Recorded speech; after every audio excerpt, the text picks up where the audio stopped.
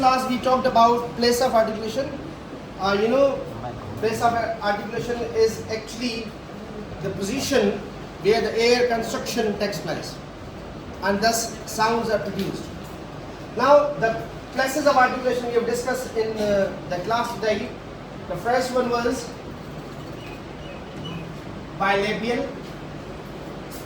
In bilabial sounds there was involvement of two lips and the sounds were said to be bilabial sounds. For example, it was ma sound, and then it was b sound, and these two lips were involved in that. As a result, the sound was said to be bilabial sound. And then we had discussed labio dental sounds. In labiodental sounds, which were the labiodental sounds? In which there was the involvement of lips and teeth. So the sounds were labiodental, and then there were dental sounds where there was the involvement of teeth and the tongue, of course, right? Labiodental, dental, and it was alveolar sounds.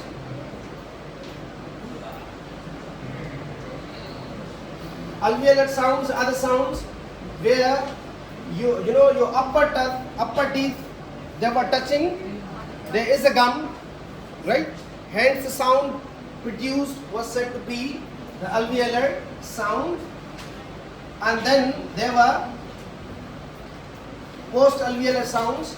Alveolar sounds are here, for example, alveolar sounds, and post-alveolar, just after alveolar, then there is a position when the tongue is touching, these teeth are touching here, hence the sounds produced are said to be post-alveolar sounds.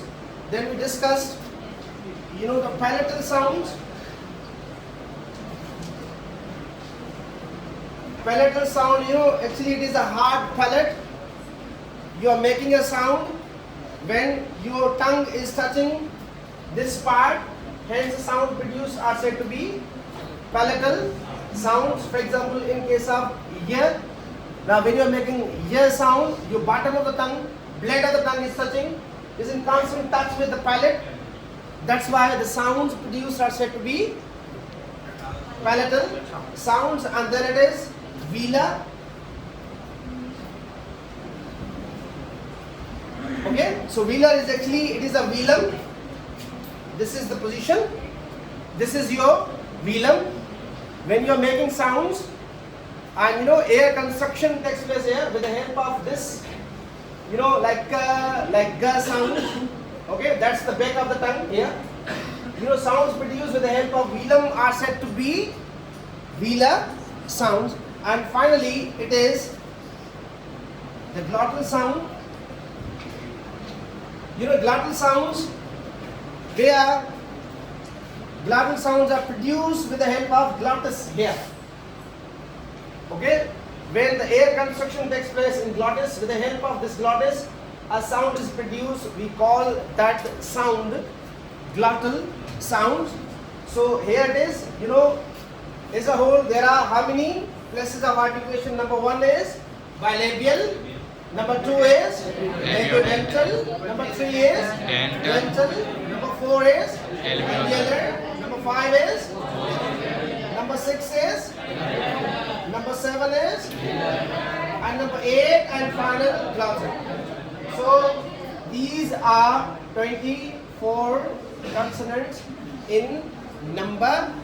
That's how the air flow gets constricted, and as a result sound is produced, because it is actually the position where sound gets obstructed, right?